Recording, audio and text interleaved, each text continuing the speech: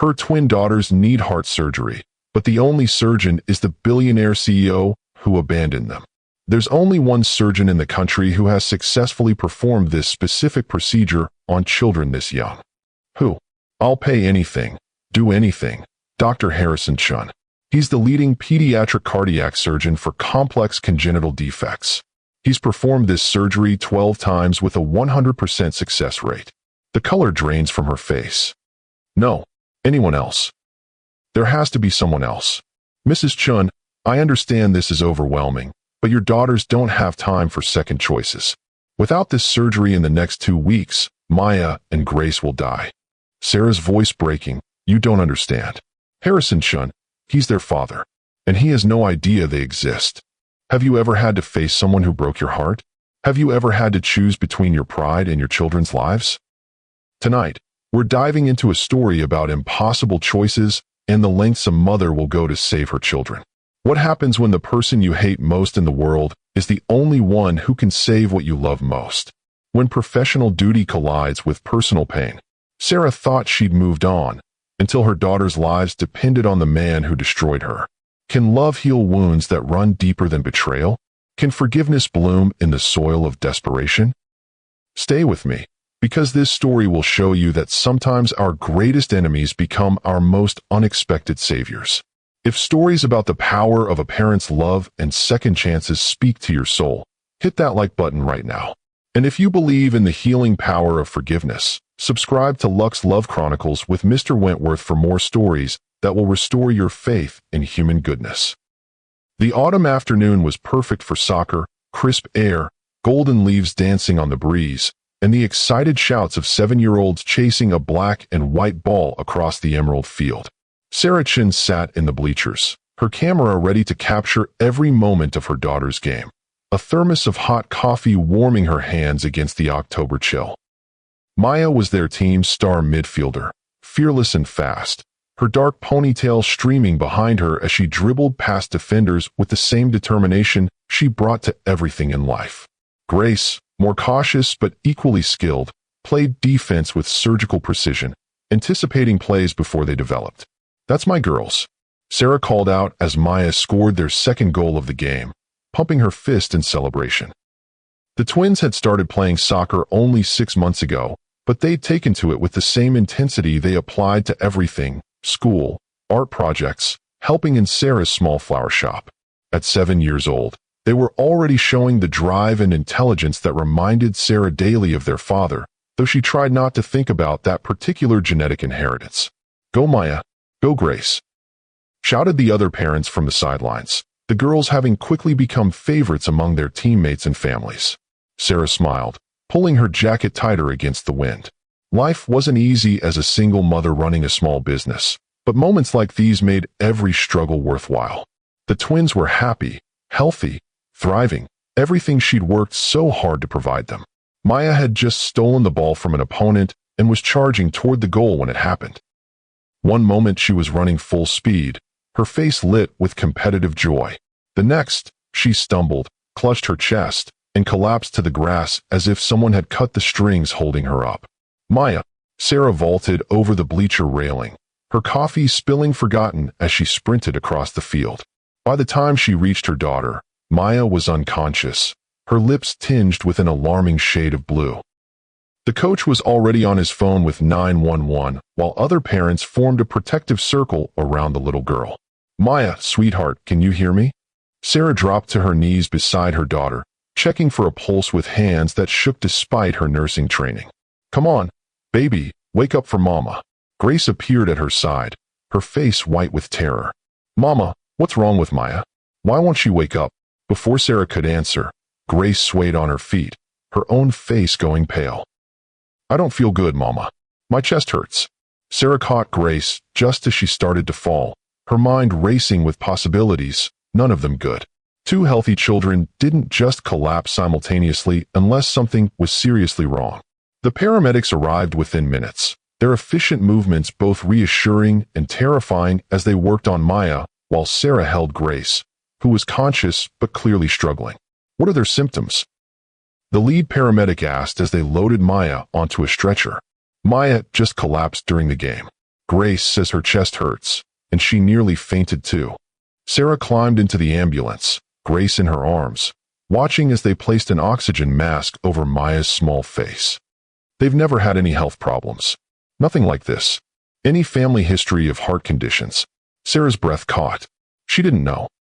She'd never had the chance to ask about Harrison's family medical history before he disappeared from their lives.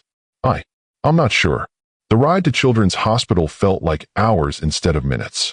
Maya remained unconscious while Grace drifted in and out of awareness, both girls' conditions clearly deteriorating despite the paramedics' efforts. "Please," Sarah whispered, holding Grace's small hand while watching Maya's still form. "Please let them be okay." The emergency room at Children's Hospital was a controlled chaos of medical personnel, beeping machines, and worried families. Sarah sat in the family consultation room, having been asked to wait while doctors examined both twins, her hands clasped so tightly her knuckles were white. Dr. Jennifer Peterson entered the room with the careful expression Sarah had learned to dread during her years as a pediatric nurse, the look that meant bad news delivered with professional compassion. "Mrs. Chun, I'm Dr. Peterson, the attending cardiologist. I've been examining Maya and Grace. Are they okay? What's wrong with them?" Dr. Peterson sat across from Sarah, her manner gentle but direct. "Both girls have a rare congenital heart defect called double outlet right ventricle with complex associated anomalies. Essentially, their hearts are not properly formed.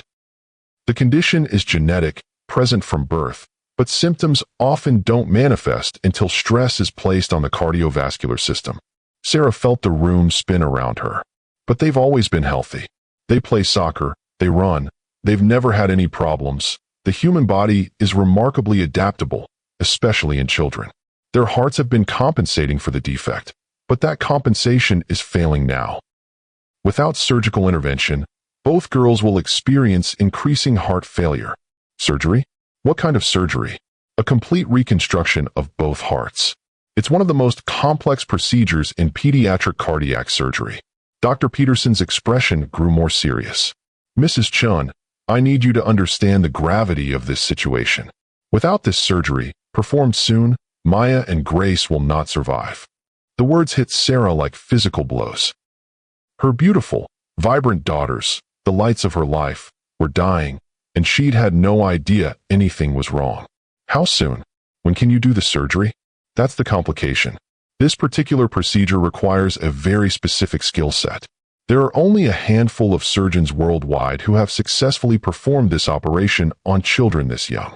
But you can do it, right? This is one of the best children's hospitals in the country." Dr. Peterson hesitated, and Sarah's heart sank further. "I'm skilled in pediatric cardiac surgery, but this defect, it requires someone with very specialized experience. There's only one surgeon in the country who has successfully performed this specific procedure on children Maya and Grace's age." "Who?" "I'll pay anything, do anything. Dr. Harrison Chun. He's the leading pediatric cardiac surgeon for complex congenital defects at Manhattan Medical Center. He developed the technique for correcting this particular anomaly. He's performed this surgery 12 times with a 100% success rate." The name hit Sarah like lightning. Harrison Chun. The man who'd shared her bed and her dreams 8 years ago. The man who'd promised her forever and then disappeared when she needed him most. The father of the daughters he'd never met. No. The word escaped her lips before she could stop it. Anyone else. There has to be someone else. Dr. Peterson looked confused. "Mrs. Chun, I understand this is overwhelming, but your daughters don't have time for second choices. The defect is progressing rapidly. Without this surgery in the next 2 weeks, Maya and Grace will die." Sarah's world tilted on its axis. Her daughters needed the one man she'd sworn never to see again. The man who'd abandoned her when she was pregnant and scared and desperately in love. The man who'd chosen his career over their family before he even knew there would be a family. "Dr. Peterson, I need you to understand something." Sarah's voice was barely above a whisper. "Harrison Chun, he's their father, and he has no idea they exist." That night, Sarah sat in the hospital room watching her daughters sleep, both girls now connected to monitors that tracked their struggling hearts. Maya was stable but weak, while Grace had developed a slight irregular rhythm that had the nurses checking on her every 15 minutes. 8 years. 8 years since she'd last seen Harrison's face, heard his voice, felt the devastating combination of love and betrayal that his presence brought. 8 years since she'd made the hardest decision of her life, to raise his children alone rather than beg for scraps of attention from a man who'd made it clear his priorities lay elsewhere. She remembered the last conversation they'd had, standing in the apartment they'd shared for 6 months, 6 months of what she'd thought was building toward forever. "I'm pregnant," she'd told him, her hands shaking as she held the positive test. His face had gone completely blank. "Pregnant?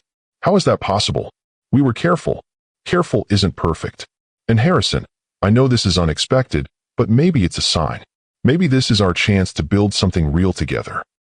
But even as she'd spoken the words, she'd seen him pulling away, his expression shifting from shock to what looked almost like panic. "Sarah, the timing, it's impossible. I'm about to start my residency at Johns Hopkins. I'll be working 100-hour weeks for the next 5 years. I can't. We can't." "Can't what?" "Can't be a family. I never promised you forever. I never said I was ready for marriage and children," and he'd run his hands through his hair, a gesture she'd once found endearing and now saw as a sign of his retreat. "Maybe we should take a break. Figure out what we both really want. I know what I want. I want you. I want us. I want this baby. And I want to be a surgeon. I want to save lives, to make a difference. I can't do that with the responsibilities of a family holding me back." The words had cut deeper than any scalpel. Holding him back. That's what she was to him, an obstacle to his ambitions rather than a partner in building a life. He'd packed his things that night, left money on the counter, money she'd been too proud to touch, money that had sat there for weeks like an accusation. He'd walked out of their apartment and out of her life without a backward glance. She'd never told him she was having twins. Never called to say Maya was born first, screaming and perfect, followed 3 minutes later by Grace, quiet and observant even from birth. Never shared the sleepless nights, the first smiles, the first words, "Mama" for both of them, since there was no Dada to speak of. Now, watching her daughters fight for their lives, Sarah faced an impossible choice. Contact the man who'd shattered her heart and beg him to save the children he'd never wanted? Swallow 8 years of pride and pain for the sake of Maya and Grace. "Mama." Grace's small voice interrupted her thoughts. "Are we going to be okay?" Sarah moved to her daughter's bedside, smoothing dark hair that was so much like Harrison's it sometimes took her breath away. "Of course you are, sweetheart. Mama's going to make sure of it. Will Maya wake up soon?" "Soon, baby. She's just resting so her body can get stronger." Grace nodded solemnly, her 7-year-old mind trying to process concepts too big for childhood. "Mama, why don't we have a daddy like Emma and Sophie?" The question she'd been dreading for years, asked at the worst possible moment. "Some families are different, Gracie. Some families are just mama and children, and that can be just as wonderful. But if we had a daddy, would he help us get better?" Sarah's heart broke and healed simultaneously. Yes, if they had a daddy, their daddy, he might be the only one who could help them get better. But contacting Harrison meant opening doors she'd sealed shut, risking wounds she'd spent years healing. But looking at Grace's trusting face, at Maya's still form in the next bed, Sarah knew there was no choice at all. Her pride, her pain, her carefully constructed life, none of it mattered compared to her daughters' lives. Maybe he would, sweetheart. Maybe he would. The next morning, Sarah stood outside the gleaming glass tower that housed Manhattan Medical Center's cardiac surgery department, her hands trembling as she clutched the folder containing Maya and Grace's medical records. She'd been standing there for 20 minutes, trying to find the courage to walk through those doors. Dr. Harrison Chun, according to the hospital website, was now the youngest department head in the hospital's history. His bio read like a fairy tale of medical achievement. Graduated top of his class from Harvard Medical School, completed his residency at Johns Hopkins in record time, pioneered multiple surgical techniques, published extensively in medical journals. There was a photo of him on the website, older now, his face more angular, success and authority written in every line. But his eyes were the same deep brown that Maya and Grace had inherited, the same eyes that had once looked at her with love. "Excuse me, are you going in?" a woman in scrubs asked, approaching the entrance. "Yes," Sarah said, though her feet felt rooted to the sidewalk. "Yes, I am." The elevator ride to the 15th floor felt like ascending to judgment. Sarah's reflection in the polished steel doors showed a woman who'd aged well despite the struggles. Her nursing training had taught her to take care of herself, and running her flower shop kept her active. But she felt like the scared 24-year-old who'd been abandoned by the man she loved. The cardiac surgery department was all sleek lines and expensive finishes, the kind of place that whispered of money and prestige. The receptionist, a polished woman in her 40s, looked up with professional courtesy. "Good morning. How can I help you?" "I need to see Dr. Chun. It's an emergency regarding my daughters. They need surgery that only he can perform. Dr. Chin's schedule is completely booked for the next 3 months. If you'd like to submit your daughter's case for review." "You don't understand." Sarah leaned forward, desperation creeping into her voice. "My daughters will die without this surgery. Dr. Peterson at Children's Hospital said Dr. Chun is the only surgeon who can save them." The receptionist's expression softened slightly. "Let me see what I can do. May I have your name?" "Sarah Chun. And tell him it's about Maya and Grace." 20 minutes later, Sarah was led down a hallway lined with awards and commendations to a corner office with floor-to-ceiling windows overlooking the city. Behind an imposing mahogany desk sat the man who'd once been her whole world. Harrison looked up from the chart he was reviewing, and time stopped. 8 years collapsed into nothing as they stared at each other across a space that felt both infinite and impossibly small. He was older, more distinguished, success having carved confidence into his features. But for just a moment, before his professional mask slipped into place, Sarah saw shock, recognition, and something that might have been pain flicker across his face. "Hello, Harrison." "Sarah." His voice was carefully controlled, giving nothing away. "This is unexpected. I need your help." She placed the medical files on his desk with hands that shook despite her efforts to stay calm. "My daughters, Maya and Grace. They need surgery that only you can perform." Harrison opened the files, his expert eyes scanning the test results and diagnosis. She watched his expression change as he processed the information, saw the moment when the medical implications hit him. Double outlet right ventricle with complex associated anomalies. These children will need complete cardiac reconstruction. He looked up at her, and for a moment, his professional facade cracked. "Sarah, these are 7-year-old girls. This condition, it's genetic. Usually inherited from their father." Sarah's voice was steady despite the storm raging inside her. "Yes, Harrison, they're your daughters. Maya and Grace are your children." The words hung in the air between them like a physical presence. Harrison's face went completely pale, his hands stilling on the medical charts. "My daughters, born 8 months after you left. Identical twins who look exactly like you and need your expertise to live."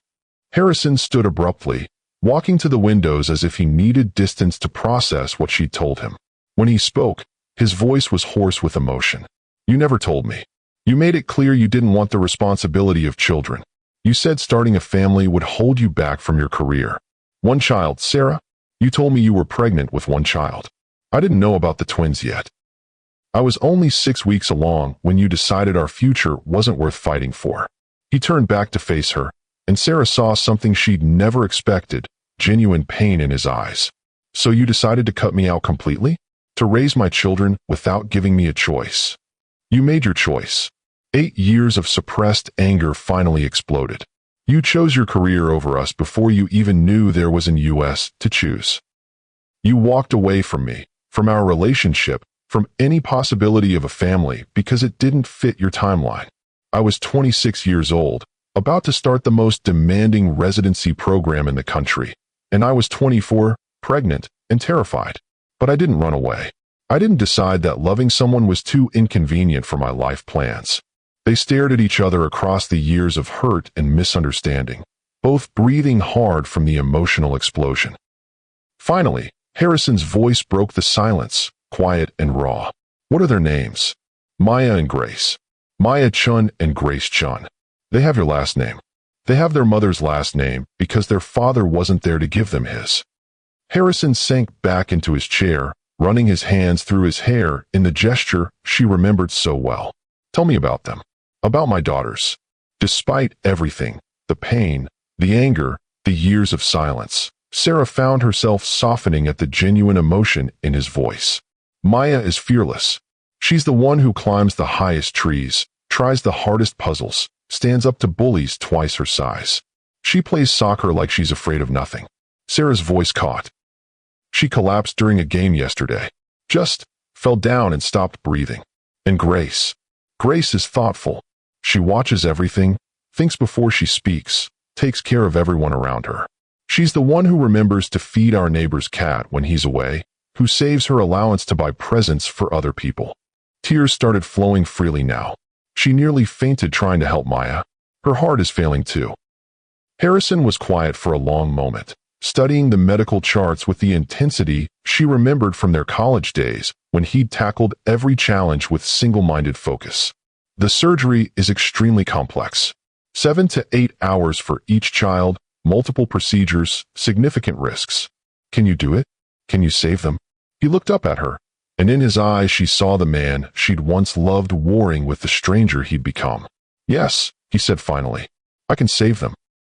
The question is, will you let me? The question hung between them, loaded with 8 years of pain and the desperate hope of a mother who would do anything to save her children. I don't have a choice, Sarah whispered. You're their only chance. There's always a choice, Sarah. You could have called me sooner. You could have told me about them when they were born. You could have what? Interrupted your brilliant career to tell you about children you never wanted?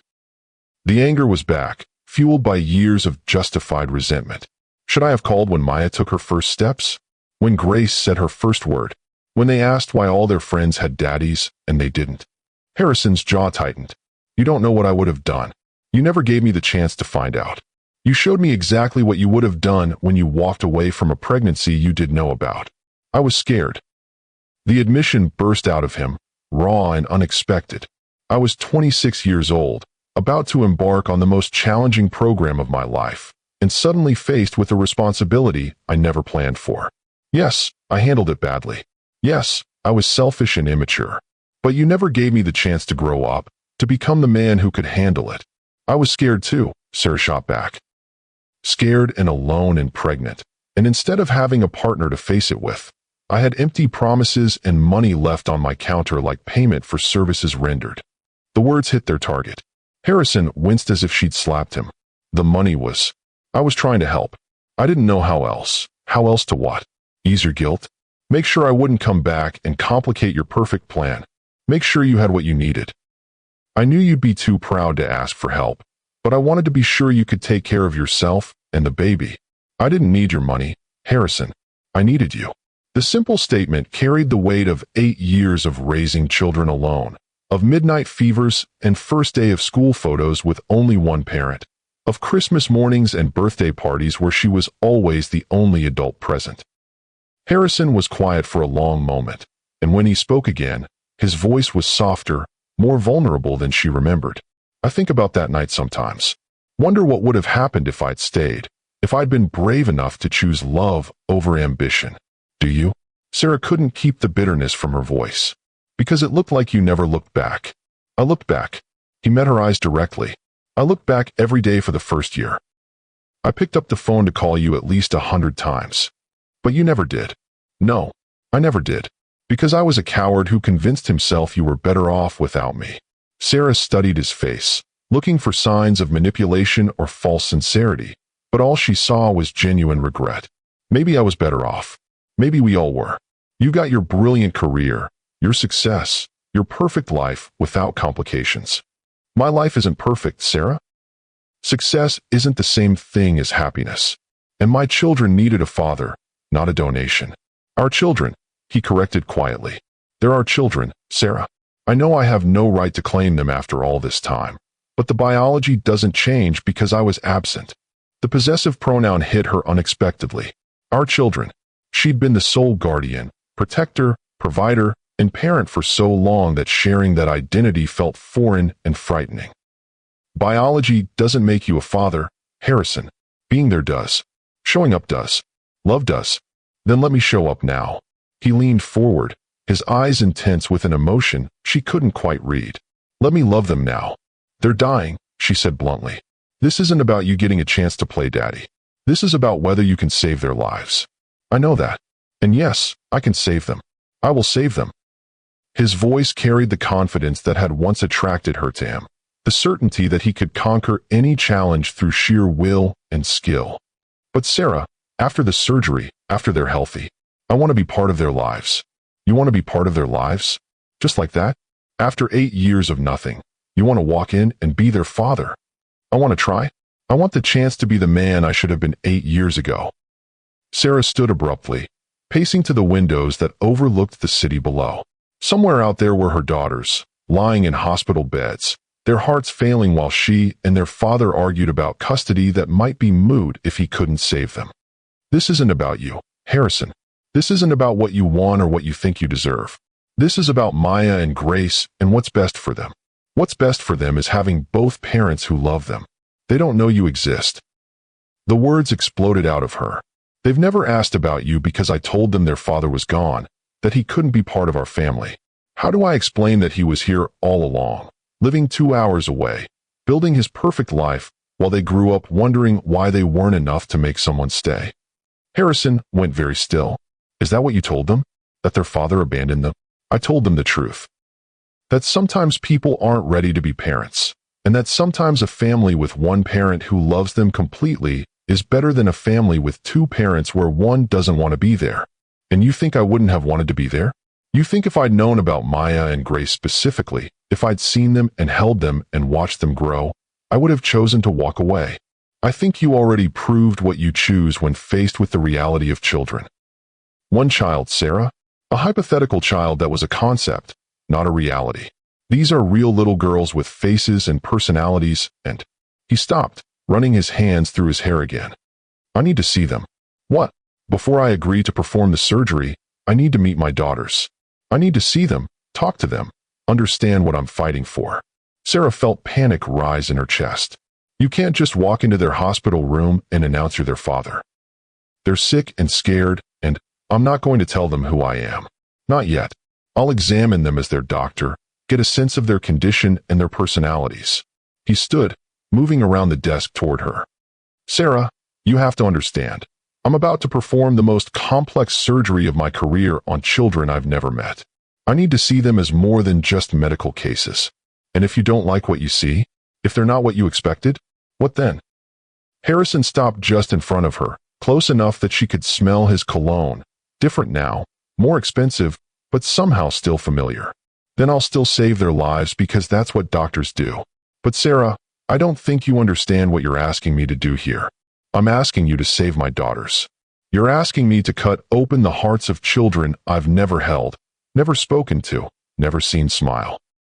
You're asking me to be responsible for their lives when I don't even know if Maya prefers chocolate or vanilla ice cream, or whether Grace is afraid of thunderstorms. The specificity of his examples hit her unexpectedly. Maya did prefer chocolate. Grace was terrified of thunderstorms. Those things don't matter for surgery. They matter for everything else. They matter for caring enough to fight for every breath, every heartbeat, every chance at life. His voice was passionate now, the professional mask completely gone. I need to know them, Sarah. Even if it's only for a few minutes. Even if I never get the chance again. Sarah closed her eyes, weighing impossible choices. Let Harrison meet his daughters before surgery, risking their emotional stability at the worst possible time? Or keep them separated, risking that he might not fight hard enough for strangers? They can't know who you are, she said finally. Not yet. Not until after the surgery when we know they're going to be okay. Agreed. And you examine them as Dr. Chun, their surgeon. Nothing more. Understood. And Harrison, she opened her eyes to meet his gaze directly. If you hurt them, if you do anything to make them feel worse than they already do, I will make sure you never see them again. I won't hurt them, Sarah. I couldn't. There. He paused, and when he continued, his voice was soft with wonder. They're mine. An hour later, Sarah walked through the corridors of Children's Hospital with Harrison beside her, his presence both comforting and terrifying. He'd changed into scrubs and carried himself with the confident authority of a man accustomed to making life and death decisions. But she could see the tension in his shoulders, the careful control in his expression. Are they awake? He asked as they approached the room. Maya is. Grace was sleeping when I left, but she might be up by now. Sarah paused outside the door. Harrison, they're going to look like you. A lot like you. Are you prepared for that? I don't think anyone can be prepared for seeing their children for the first time. Sarah pushed open the door, and Harrison got his first glimpse of Maya and Grace. Maya was sitting up in bed, her dark hair tangled around her face, working on a crossword puzzle with the intense concentration that characterized everything she did. Grace was indeed awake, reading a book that looked far too advanced for a 7-year-old, her small face serious and thoughtful. Both girls looked up when they entered, and Sarah watched Harrison's face as he took in their features, the eyes that were unmistakably his, the shape of their faces, the way Maya tilted her head when she was curious, just like he did. "Girls, this is Dr. Chun," Sarah said, her voice carefully steady. "He's the surgeon who's going to help make your hearts better." Maya studied Harrison with the fearless directness that had gotten her in trouble since she could talk. "Are you the best heart doctor in the world?" Harrison moved closer to her bed, his expression gentle. "I'm very good at fixing hearts that don't work properly, especially hearts like yours." "Will it hurt?" Grace asked softly, looking up from her book. "You'll be asleep during the surgery, so you won't feel anything then. Afterward, there will be some discomfort, but we have very good medicine to help with that. Mama says you're the only doctor who can save us," Maya said matter-of-factly. "That must make you pretty special." Sarah saw Harrison swallow hard before answering. "What makes me special is that I get to help brave girls like you and Grace get better." "Are we really brave?" Grace asked. "I don't feel brave. I feel scared." Harrison knelt beside her bed, bringing himself to her eye level. "Being brave doesn't mean you're not scared. It means you do what you need to do even when you are scared. And you're here, letting doctors help you, trusting us to take care of you. That's very brave." Grace smiled, a small, shy smile that transformed her serious little face into something radiant. Sarah watched Harrison's expression and saw the exact moment he fell completely in love with his daughter. "Dr. Chun, do you have any kids?" Maya asked with her characteristic bluntness. Harrison's eyes flicked to Sarah before returning to Maya. "No, I don't. But I think having children would be the most wonderful thing in the world." "You should get some," Maya advised seriously. "Kids are pretty great once you get used to them." "Maya," Sarah laughed despite the emotional tension. "You can't just tell people to get children." "Why not? He seems nice. And he's really tall, so his kids would probably be good at basketball." Harrison was quiet as he examined both girls, listening to their hearts with a stethoscope, checking their charts, asking gentle questions about their symptoms. Sarah watched him work, seeing the careful professional who'd become one of the country's leading surgeons, but also catching glimpses of wonder and paternal protectiveness that he couldn't quite hide. "When will you do the surgery?" Grace asked as he finished his examination. "In 2 days. That will give us time to prepare everything perfectly. Will you fix us both at the same time?" "No, sweetheart. Maya will go first, and then Grace. That way I can give each of you my complete attention." "What if something goes wrong?" Maya asked with the directness that sometimes made adults uncomfortable. Harrison sat on the edge of her bed, his expression serious and honest. "I'm going to do everything in my power to make sure nothing goes wrong. I've done this surgery many times before, and I've never lost a patient. Never, never. And I don't intend to start with you too. Promise," Grace whispered. Harrison looked at this little girl who shared his eyes and his serious nature, and Sarah saw him make a commitment that went far beyond professional obligation. "I promise, Grace. I promise both of you." Have you ever had to ask for help from someone who hurt you deeply? The courage it takes is unimaginable. If you're feeling Sarah's pain right now, show some love with a like and tell me in the comments about a time you had to choose love over pride. After they left the hospital room, Harrison was quiet during the elevator ride down to the lobby. Finally, as they stepped outside into the afternoon sunshine, he spoke. "They're extraordinary." "Yes, they are. Maya has your spirit. That fearlessness, that determination to face whatever comes. And Grace has your thoughtfulness. The way you used to analyze everything before making a decision." They walked toward the parking garage in silence, both processing what had just happened. "Sarah, I need you to know something before the surgery." She stopped walking and turned to face him. "What?" "In there, meeting them, seeing them. I've never wanted anything more than I want to save their lives. Not any career achievement, not any recognition, nothing. They're the most important thing I've ever been asked to do." "They're not things, Harrison. They're not achievements. They're little girls who need their surgeon to be steady and skilled, not emotional. You're right. But I also need you to know that no matter what happens after this, whether you let me be part of their lives or not, these 2 days have already changed me completely. How? 8 years ago, I thought success meant building something that would last, leaving a legacy in medicine. But today, looking at Maya and Grace, I realized my real legacy was already here. It's been here all along. Sarah felt tears threatening again. Harrison, I'm not asking for forgiveness, Sarah. I'm not even asking for a second chance, though I want one more than I've ever wanted anything. I'm just asking you to let me save our daughters. Let me be the father they need for these next few days, even if I never get to be anything more. Standing there in the afternoon sun, looking at the man who'd broken her heart, but who might be the only one who could heal her children's hearts, Sarah nodded. Okay, save them, Harrison. Save our daughters.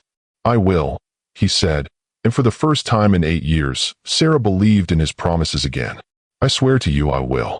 The night before Maya's surgery, Sarah found herself unable to sleep. She sat in the family lounge at 2 a.m., staring out at the city lights while her daughters slept peacefully in their room, monitored by machines that tracked their failing hearts. Can't sleep either? She turned to find Harrison standing in the doorway, still in scrubs from a late surgery, exhaustion evident in his posture, but his eyes alert with the same restless energy she felt. Too much to think about, she replied, making room on the small couch. He sat beside her, careful to maintain distance, but close enough that she could feel his presence like a physical warmth. I've been going over the surgical plan for the 100th time. Every possible complication, every contingency. Are you nervous? Harrison was quiet for a long moment. Terrified, he admitted finally. I've never operated on my own children before. Hell, I've never had children before. The stakes have never been this personal. Maybe you shouldn't, no? His voice was firm. I'm the best chance they have, and I won't let my emotions compromise their care. But Sarah, I need you to understand something. What? If something goes wrong, if despite everything I do, they don't? He couldn't finish the sentence. I need to know that you don't blame me, that you know I would give my own life to save theirs. Sarah studied his profile in the dim light. Seeing the man she'd once loved struggling with fears she understood all too well. I've watched you work before, remember? In medical school, during your residency interviews. I know how good you are, Harrison. I know you'll do everything humanly possible. What if everything humanly possible isn't enough? Then we'll face that together. But I believe you'll save them. I have to believe it. They sat in silence, two parents united in their fear and hope, watching the city sleep while their children fought for their lives. Tell me about them, Harrison said softly. Tell me about Maya and Grace growing up. I want to know everything I missed. Sarah hesitated, then began to speak, her voice soft with memory. Maya walked first, at 10 months. She just stood up one day and decided she was done crawling. Grace waited until she was 11 months, but when she finally walked, she never fell. She'd studied Maya's technique and figured out how to do it perfectly. That sounds like them. Maya the pioneer, Grace the strategist. Their first word was book. Both of them. I read to them every night from the time they were born. Sarah smiled at the memory. Grace still reads everything she can get her hands on. Maya prefers audiobooks while she's building things or drawing. Building things. She wants to be an architect. Says she's going to design houses that can't fall down, no matter what. Sarah's voice caught. She's been obsessed with permanence since she was tiny. Things that last, things that stay. Harrison was quiet, understanding the implication. Maya's need for permanence likely stemmed from never having a father who stayed. And Grace. Grace wants to be a teacher. She's been tutoring kids in her class since kindergarten. She has this gift for explaining things in ways that make sense to other children. They sound incredible. They are. They're funny and smart and kind and... Sarah wiped away tears she hadn't realized were falling. Harrison, they have to be okay. I can't imagine a world without them in it. They will be okay, he said with quiet conviction. I promise you, Sarah, they will be okay. Maya's surgery began at 7 a.m. sharp. Sarah had kissed her daughter goodbye in the pre-op room, watching as the anesthesia took effect and Maya's fierce little face relaxed into peaceful sleep. Take care of her, Sarah whispered to Harrison as they wheeled Maya toward the operating room. With my life, he replied, and she believed him. The surgery was scheduled to take 6 to 8 hours. Sarah spent the first hour pacing the family waiting room, the second hour staring at medical magazines without reading them, and the third hour calling her mother, her best friend, anyone who could help fill the terrifying silence. At the 4-hour mark, a surgical nurse came out to give her an update. Everything is going very well. Dr. Chun has successfully completed the first phase of the reconstruction. Maya's vital signs are strong. Sarah felt some of the tension leave her shoulders. How much longer? Probably another 3 to 4 hours. The second phase is the most delicate part. More waiting, more pacing, more prayers to whatever gods might be listening. At hour 6, Dr. Peterson from Children's Hospital stopped by to check on her. Any word? Good so far. They're in the second phase now. Harrison Chun is the best, Sarah. If anyone can save them, it's him. I know. She trailed off, unable to voice her deepest fear. You're afraid to hope too much? I'm afraid to lose them. They're everything to me, Dr. Peterson. Everything. And that's exactly why they're going to fight so hard to come back to you.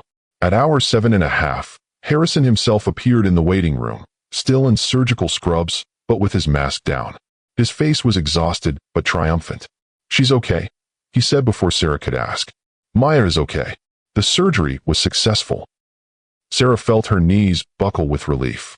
Harrison caught her arms, steadying her as the full weight of fear she'd been carrying for hours finally lifted. She's really okay? Her heart is working perfectly. Better than perfectly, actually. She's going to recover completely. When can I see her? She's in recovery now. Another hour or so before she wakes up, but you can sit with her if you'd like. Sarah followed Harrison through the hospital corridors to the cardiac recovery unit, where Maya lay pale but peaceful, connected to monitors that showed strong, steady vital signs. Her heart sounds beautiful, Harrison said softly, offering Sarah the stethoscope. Listen. Sarah listened to her daughter's heart, strong, rhythmic, healthy, and felt tears of relief streaming down her cheeks. Thank you, she whispered. Thank you for saving her. Thank you for letting me, Harrison replied. Tomorrow we do the same for Grace. Grace's surgery the next day went even more smoothly than Maya's. Harrison's confidence was higher, his technique refined by the previous day's success. The operation took only 6 hours, and when he emerged from the OR this time, he was smiling. Perfect, he announced. Grace's surgery went perfectly. Her heart is even stronger than Maya's was post-op. This time, Sarah didn't just feel relief. She felt overwhelming gratitude toward the man who had just saved both her daughters' lives.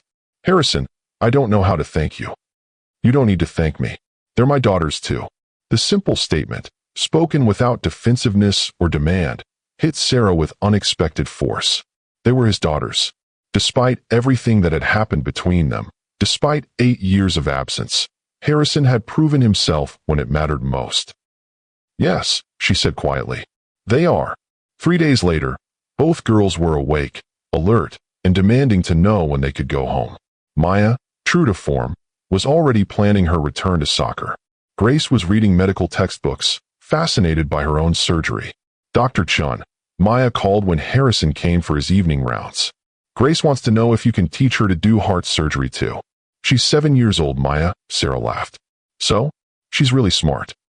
And she said she wants to help other kids like us. Harrison knelt beside Grace's bed. Is that true? You want to be a doctor? Grace nodded seriously. I want to help people the way you helped us. You saved our lives. Well, you'll need to study very hard in school, especially science and math. I'm already the best in my class at math, Grace said matter-of-factly. Maya's better at reading, but I'm better at numbers. What about you, Maya? What do you want to be when you grow up? I still want to build houses. But now I also want to build hospitals. Places where doctors like you can save kids like us. Sarah watched Harrison's face as he talked with his daughters, seeing the wonder and love and paternal pride that he couldn't hide. These conversations, she realized, were what he'd missed for 8 years. The dreams and plans and innocent wisdom of children who saw the world as full of possibilities. Dr. Chun, Grace's small voice interrupted her thoughts. Are you married? Grace, Sarah said quickly. That's a personal question. It's okay, Harrison said gently. No, Grace, I'm not married. Why not? You're really nice, and you're a good doctor, and you're not ugly. Grace, Sarah and Maya said simultaneously, while Harrison tried not to laugh. What? He's not ugly. He looks like us, and Mama always says we're beautiful. She's got a point, Maya added helpfully. You should probably get married and have kids. You're really good with kids. Harrison's eyes met Sarah's across the room, a moment of shared amusement and something deeper passing between them. Maybe someday, Harrison said softly, if I'm lucky enough to find the right person who would want to have a family with me. What kind of person would you want to marry? Maya asked with the relentless curiosity of a 7-year-old. Someone kind and strong and smart. Someone who would be a wonderful mother. Someone who could teach me how to be a good father. Sarah felt her breath catch at the pointed way he didn't look at her while saying this. That sounds like Mama, Grace observed with devastating innocence. Mama is kind and strong and smart, and she's the best mother in the world. She certainly is, Harrison agreed, finally meeting Sarah's eyes. Your mother is an extraordinary woman. That evening, after the girls had fallen asleep, Sarah and Harrison found themselves alone in the family lounge again. The successful surgeries had shifted something between them, lowered defenses that had been in place for 8 years. They're going to be completely fine, Harrison said, reviewing their charts one more time. Full recovery, no restrictions on activity once they're healed. They can play soccer, run, do anything other children do. And the genetic component? Well, they need to worry about their own children someday. The specific defect they had isn't typically hereditary in the way it manifested. Their children should be fine, but we'll monitor them carefully when the time comes.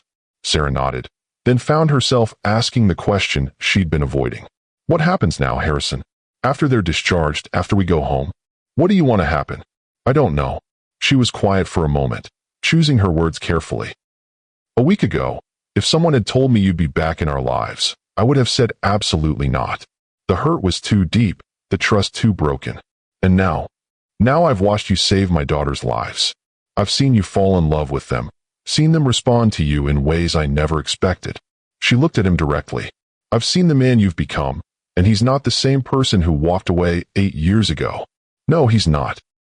8 years of success taught me that none of it means anything without people to share it with. These past few days, getting to know Maya and Grace, seeing the incredible job you've done raising them. Sarah, I want to be part of their lives. Part of your life, if you'll let me. It won't be easy.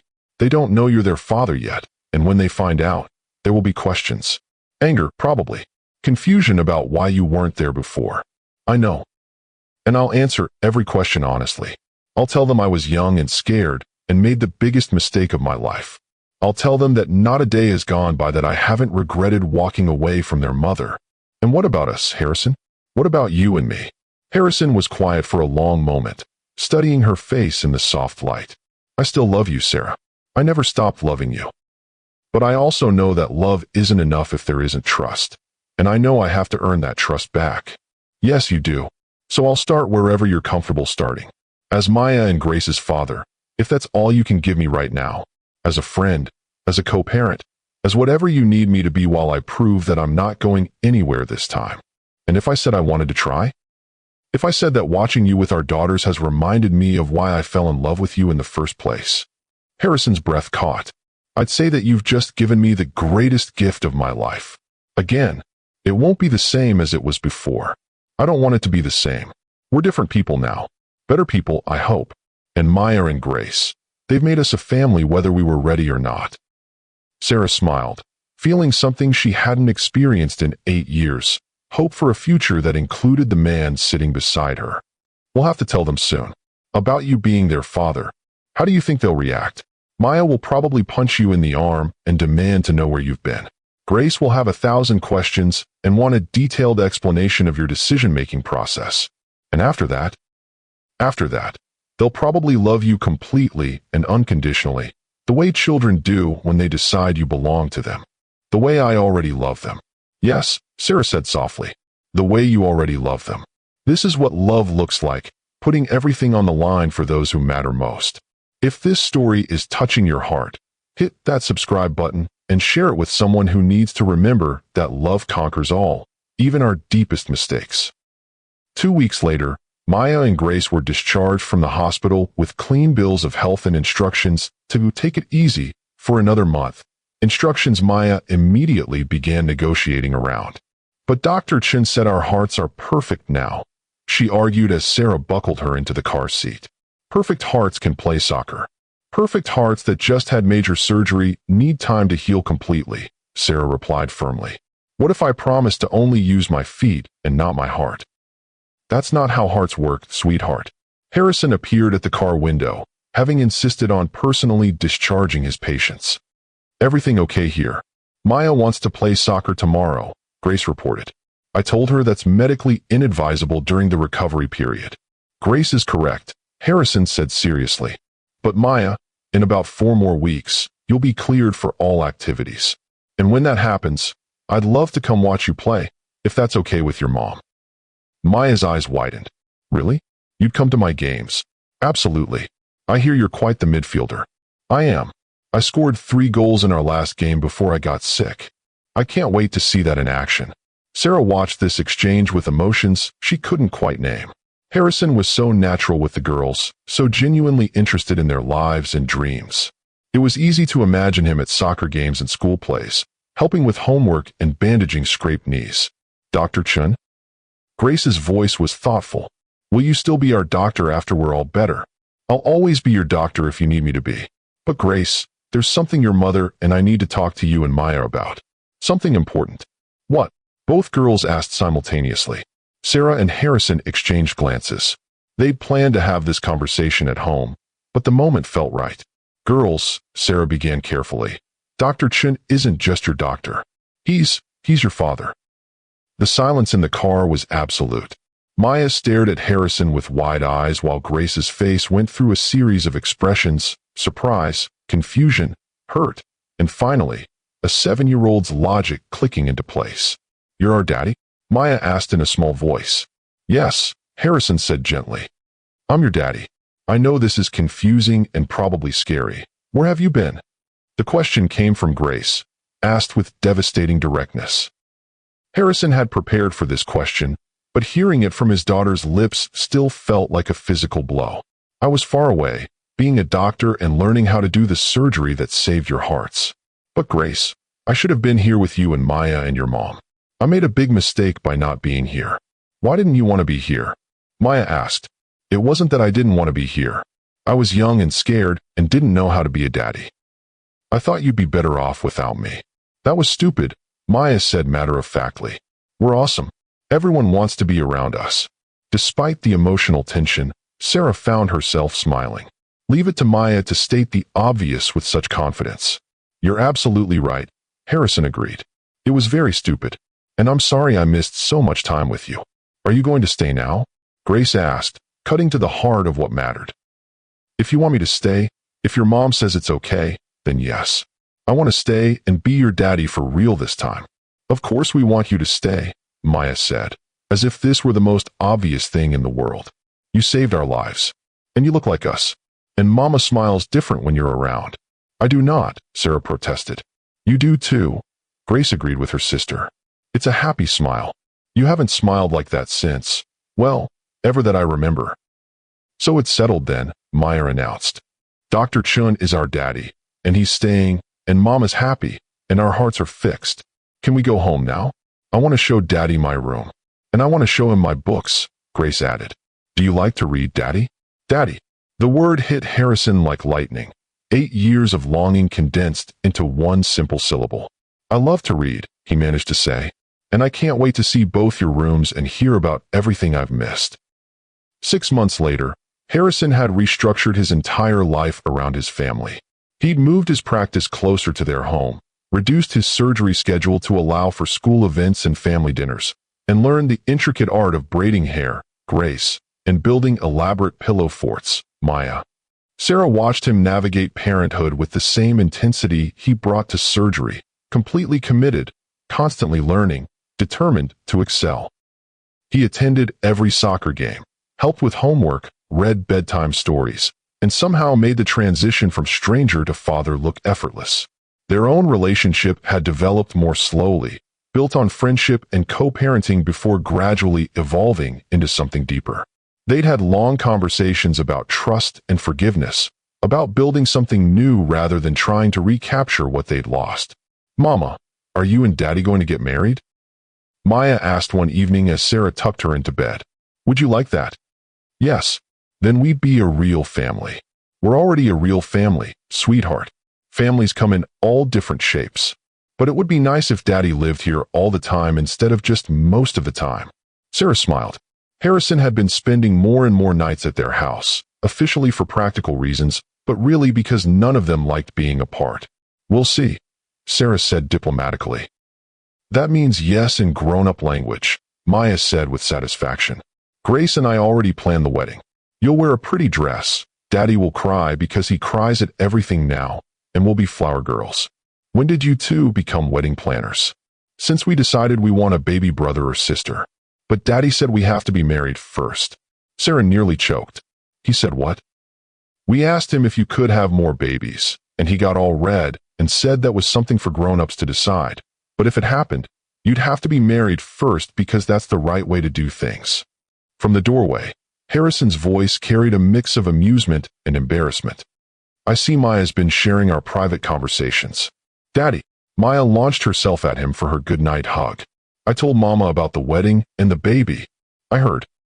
Maybe next time we should keep some things between us until the grown-ups are ready to talk about them." "Okay, but you are going to marry Mama, right? Because we already told all our friends you're our daddy, and now they want to know when you're getting married." Harrison met Sarah's eyes over Maya's head, a question in his expression. "Well," Sarah found herself asking, "are you going to marry me, Dr. Chin? Is that a proposal, Miss Chun?" "Maybe. Depends on your answer." "Yes," he said simply. "Yes to marrying you. Yes to more children if you want them. Yes to everything this family needs from me.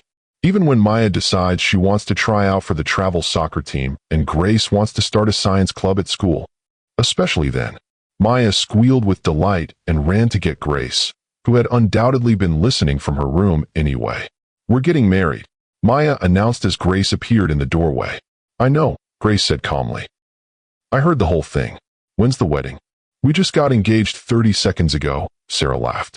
"But we've been planning this for months," Maya protested. "Everything's ready." Harrison pulled Sarah into his arms, his daughters clustering around them in a family hug that felt 8 years overdue and absolutely perfect.